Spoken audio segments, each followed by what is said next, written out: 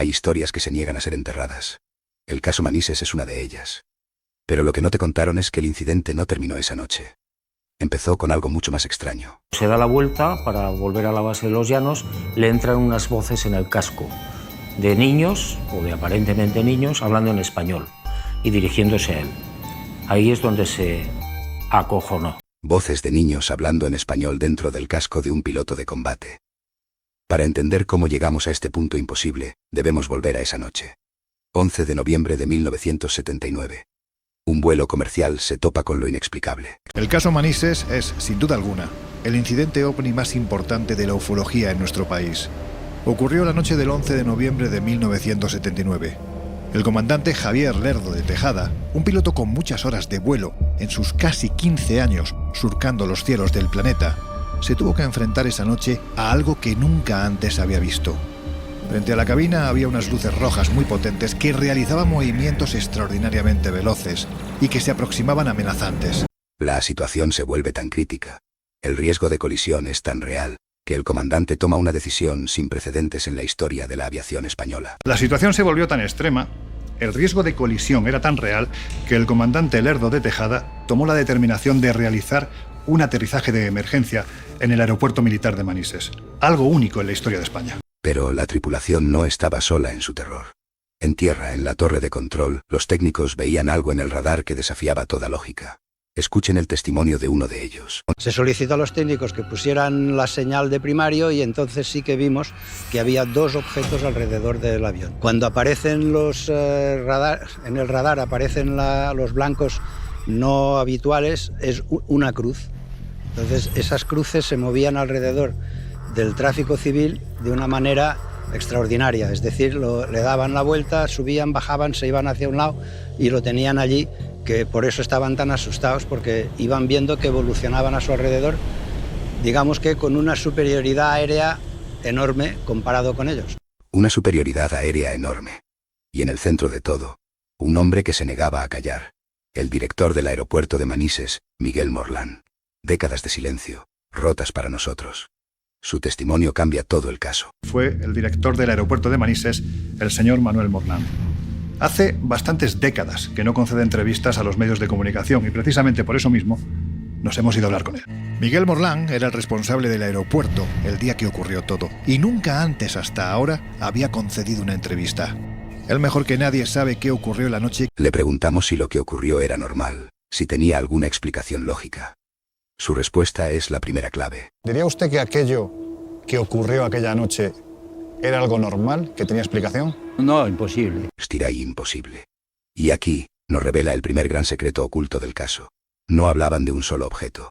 Y lo más impactante, algo que nunca antes se había contado en ningún medio. Ocurrió algo que nunca antes se ha contado en ningún medio. Aquellos objetos tomaron tierra. Tomaron tierra. La afirmación es tan increíble que necesita ser corroborada. Y lo fue. Aterrizaron en la pista transversal del aeropuerto y el teniente, que era un meteorólogo que había en la base, nos llamó por teléfono y en el mismo que estaba hablando, ya se están yendo ya. O sea, aterrizaron los cuatro en la pista transversal. 4 objetos no identificados aterrizan en la pista de un aeropuerto militar. Mientras esto sucede, un caza del Ejército del Aire ya está en el cielo. El piloto, Fernando Cámara, está a punto de vivir la experiencia más aterradora de su vida. El capitán Fernando Cámara. Fernando Cámara me contaba que lo que más le impactó no fue ver los ovnis o perseguirlos. No fue perseguir a los ovnis lo que le impactó. Fue algo mucho más profundo, una violación directa a su propia conciencia. Una inteligencia que sabía lo que él iba a hacer antes de que lo hiciera. Sino que cuando él pensaba, voy a activar la filmadora del avión, la filmadora quedaba colimada, anulada. Y decía, es imposible, si yo desde que lo pienso al momento que activo la filmadora pueden ser centésimas de segundo. Ya lo sabían o me leían el pensamiento y colimaban, anulaban la filmadora. La geometría de armamento exactamente igual, el radar exactamente igual, todo. Eso fue lo que más le asustó a Cámara. Leían su pensamiento.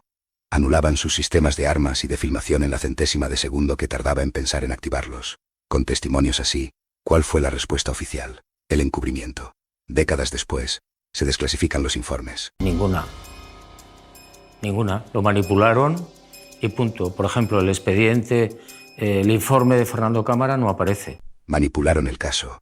Y la prueba definitiva.